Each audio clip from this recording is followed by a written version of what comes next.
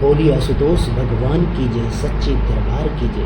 हम सभी जानते हैं कि कल सावन की दूसरी सोमवारी है और इस सोमवारी में मन की मनोकामना किस प्रकार पूरी हो यह जानिए। सबसे पहले ब्रह्मुहूर्त में उठकर ध्यान साधना करें, जितना ज़्यादा से ज़्यादा हो सके। अगर आप ज्ञान नहीं लिए हैं, ध्यान साधना नहीं करते हैं, तो उठकर ब्रह्मुहूर्त में उठकर ओम श्री आशुतोषाय नमः का जाप जितना ज़्यादा से ज़्यादा कर सकते हैं उतना करें। और आप इस स्टोरी को जो इस वीडियो में बताया गया है अंत तक जरूर देखें और लाइक सब्सक्राइब कमेंट जरूर। आशुतोष भगवान की जय, सच्चे दरबार की जय। सावन की दूसरी सोमवार, भोलेनाथ का ऐसा रहस्य जिसे जानकर मन बदल जाएगा। क्या आपने सोचा है कि भगवान सावन के महीने में सोमवार का दिन ही भगवान शिव को इतना प्रिय क्यों माना जाता है? और अगर आज सावन की दूसरी सोमवार है, तो क्या यह दिन आपके जीवन में कोई विशेष आध्यात्मिक संदेश लेकर आता है? कहा जाता है कि सावन में सच्चे मन से की गई भगवान शिव की भक्ति इंसान के भीतर की नकारात्मकता को दूर करने और मन को शांति देने का माध्यम बन सकती है।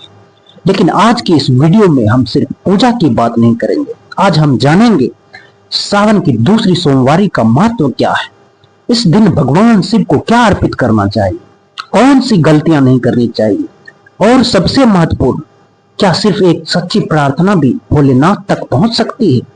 इसलिए वीडियो को अंत तक जरूर देखिए, क्योंकि हो सकता है अंत में की गई बातें आपके जीवन को बदल दे।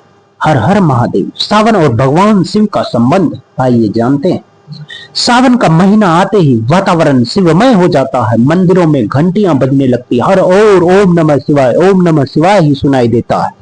और कहीं कहीं कोई भक्त अपने घर के एक छोटे से मंदिर में बैठकर बस इतना कहता है, हे भोलेनाथ मेरा साथ मत छोड़ना। यही तो भगवान शिव की भक्ति की सबसे खूबसूरत बात है। भोलेनाथ को सिर्फ भाव चाहिए, उसे धन दौलत अहंकार नहीं चाहिए। उन्हें चाहिए तो बस सच्ची श्रद्धा और साफ मन। इसलिए भगवान शिव को भोलेनाथ कहा जाता है, क्योंकि भक्त उन्हें जिस भाव से पुकारता है उसी भाव से वह उनके पास आते हैं, महसूस कराता है। दूसरा सोमवारी का महत्व। सावन का प्रत्येक सोमवार भक्तों के लिए विशेष माना जाता है। दूसरी सोमवारी भी भगवान शिव की आराधना, ध्यान और आत्मचिंतन का अवसर मानी जाती है। इस दिन बहुत से भक्त सुबह स्नान करके ब्रह्मुहूर्त में ध्यान साधना करते हैं। और अगर आप भी कुछ जीवन में पाना चाहते हैं तो आप भी इस दिन ब्रह्मुहूर्त में साधना करें। अगर साधना नहीं होती, ध्यान नहीं होती, तो बैठ के आंख बंद कर ओम नमः शिवाय का जाप कर, ओम श्री आशुतोषाय नमः, ओम श्री आशुतोषाय नमः, ओम श्री आशुतोषाय नमः का जाप करना चाहिए। भगवान शिव को जल अपने अंदर ही अर्पित करनी चाहिए और ओम नमः शिवाय का जाप करते रहना चाहिए पूरा दिन। लेकिन ध्यान रखिए, पूजा केवल सामग्री से बड़ी नहीं होती, भाव सबसे बड़ा होता है। अगर किसी के पास कुछ नहीं है, अगर भगवान को पाने का भाव है, तो भगवान जरूर सुनते हैं उसके भाव को। लेकिन उसके मन में भोलेनाथ के लिए सच्ची श्रद्धा हो तो उसकी प्रार्थना भी उतनी ही महत्वपूर्ण हो सकती है। शिवलिंग पर कुछ दें या ना दें, अर्पित करें या ना करें, लेकिन अपने विकारों को त्यागना, अपने गंदे विचारों को त्यागना, एक सच्ची प्रार्थना शुरू करना, इससे बड़ी बात और कोई हो नहीं सकती।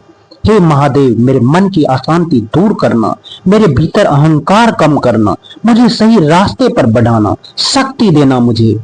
इस बात को कह के आप असर देखिए उस दिन का। हे महादेव मुझे इतना मजबूत बना दीजिए कि मैं अपनी परेशानियों का सामना कर सकूं, आपको समझ सकूं, आपका भक्ति कर सकूं। और ओम श्री आशुतोषाय नमः की जाप तो करनी ही करनी है, पूरा दिन ही करनी है, जब भी टाइम मिले तब करनी है। ओम श्री आशुतोषाय नमः की जाप करनी है। जो आशुतोष महाराज जी से ज्ञान दीक्षा की प्राप्ति किए हैं उसे ध्यान साधना भी ब्रह्मुहूर्त में करनी चाहिए। और इस जाप के कुछ देर के लिए जब जाप करें तो कुछ देर तक अपने फोन को बंद कर दें, सांसों को समान होने दें और बस भगवान आशुतोष का नाम स्मरण करें। हो सकता आपकी समस्या समाधान उसी समय हो जाए। भगवान आपकी समस्या को सुन ले। अगर आपकी सच्ची समस्या होगी तो वह जरूर सुनेंगे, लेकिन आपका मन उस समस्या को देखने का सही इशारा होना चाहिए। समस्या से पहले मन का मजबूत होना जरूरी होता है। एक छोटी सी शिव भक्ति की कथा। कहा जाता है भगवान शिव अपने भक्तों की भावना देखते हैं, बाहरी दिखावा नहीं। एक भक्त के पास भगवान को अर्पित करने के लिए कुछ हो या ना हो, उनके पास न बड़ी पूजा की सामग्री थी, न कोई विशेष व्यवस्था, लेकिन उसके मन में भगवान शिव के लिए अटूट श्रद्धा होनी चाहिए। एक भक्त था जो रोज शिव का नाम लेता, ओम श्री आशुतोषाय नमः का जाप करता और कहता, भोलेनाथ मेरे पास आपको देने के लिए कुछ नहीं है, बस मेरा विश्वास है, इसे स्वीकार कर लेना। यही भावना हमें एक बहुत बड़ी सीख देती है। भगवान को प्रसन्न करने के लिए हमेशा बड़ी चीजों की आवश्यकता नहीं होती है। कई बार एक सच्चा मन, एक साफ भावना और कुछ पल की प्रार्थना हमारी जीवन बदल देती है। सावन की दूसरी सोमवारी पर इन बातों का ध्यान जरूर रखें। भूखे रहना ही भक्ति की पहचान नहीं होती भक्तजनों। भक्ति का मतलब है मन को संयमित करना, क्रोध कम करना, किसी को जानबूझकर दुख न देना, झूठ और अहंकार से बचना और अपने भीतर अच्छे विचारों को बढ़ाना। अगर आपको भी गुस्सा आता है, क्रोध आता है, तो भगवान से प्रार्थना करें कि ये भगवान ऐसी शक्ति देना मैं क्रोध को समाप्त कर सकूं।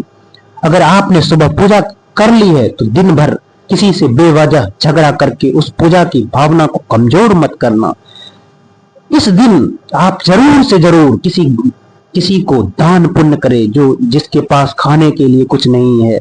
मंदिर में दान देने से अच्छा है कि किसी गरीबों को दान दीजिए, किसी दुखी व्यक्ति को सहारा दीजिए, जिसको इलाज करने के लिए कुछ नहीं है उसका इलाज करवाइए अगर आपके पास सामर्थ्य है तो। क्योंकि भक्ति केवल मंदिर तक सीमित नहीं होती भक्तजनों, भक्ति हमारे व्यवहार में दिखाई देनी चाहिए। सबसे बड़ी पूजा क्या है, एक पल के लिए सोचिए। अगर हम रोज भगवान के सामने दीपक जलाते हैं लेकिन घर से बाहर निकलते ही दूसरे को अपमानित कर दें तो क्या हमारी भक्ति पूरी हो गई? शायद नहीं। भगवान शिव हमें वैराग्य, शांति और आत्म संयम की याद दिलाते हैं। इसलिए आज दूसरी सोमवारी पर भगवान से सिर्फ यह मत कहिए मेरी इच्छा पूरी कर दो, एक बार यह भी कहिए महादेव अगर मेरी इच्छा मेरे लिए सही नहीं है तो मुझे उसे स्वीकार करने की शक्ति दीजिए। यह प्रार्थना बहुत जरूरी है भक्तजनों, क्योंकि इसमें मांग से ज्यादा विश्वास है। और उस दिन ओम श्री आशुतोषाय नमः का जाप और भगवान का चिंतन करना ना भूलिए। भगवान से यह कहिए भगवान आप मेरी परेशानी जानते हैं, मेरी कमजोरी जानते हैं, मेरी इच्छा भी आप जानते हैं, मुझे गलत रास्ते से बचाइए, मेरे भीतर धैर्य दीजिए, मेरे परिवार पर अपनी कृपा बनाइए और जब मैं खुद कमजोर समझूं तब मुझे याद दिलाइए कि मुझे अकेले नहीं लड़ना है, मेरे साथ महादेव है। आज की दूसरी सोमवारी का संदेश, जीवन में चाहे कितनी भी कठिन परिस्थितियां क्यों न आए, हम अपने भीतर विश्वास बनाए रखें, क्योंकि अंधेरी रात कितनी भी लंबी हो सुबह जरूर आती है भक्तजनों। और जब मन बहुत परेशान हो तो कुछ आंखें बंद कर, पलक बंद कर, रुक कर भगवान का नाम लेना भी मन को संभालने का एक सुंदर माध्यम हो सकता है। इसलिए आज ईर्ष्या द्वेष छोड़कर बस भगवान में रम जाना है। किसी का बुरा मत चाहिए, अपने माता पिता का सम्मान कीजिए, जो भी जरूरतमंद हैं उनकी मदद कीजिए और मन में भगवान शिव का स्मरण जरूर रखिए। वीडियो का सबसे महत्वपूर्ण संदेश क्या है? भोलेनाथ से सिर्फ मांगिए मत, भोलेनाथ को जानने की भी कोशिश कीजिए, भोलेनाथ को देखने की भी कोशिश कीजिए। अगर आप भी भोलेनाथ को देखना चाहते हैं, भोलेनाथ से बात करना चाहते हैं, तो भोलेनाथ कहाँ है? भोलेनाथ हमारे अंदर हैं। जब जीवन में सच्चे गुरु आते हैं तो उनकी कृपा से हमारे अंदर भी यह तीसरा नेत्र खुलता है और हम भी भोलेनाथ का दर्शन करते हैं, जो आपको हर परिस्थिति में संभाल सके।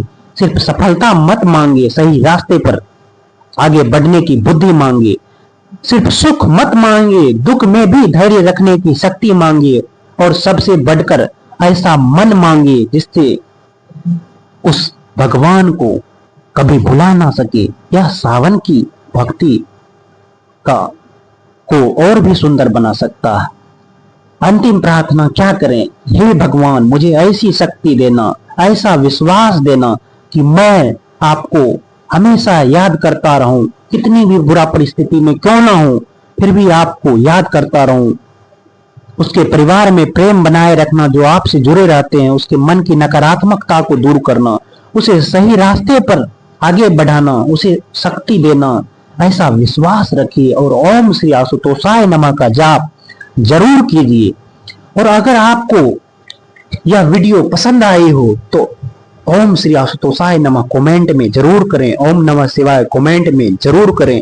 और अगर आप किसी गुरु से ज्ञान दीक्षा की प्राप्ति नहीं किए हैं तो जरूर प्राप्ति करें।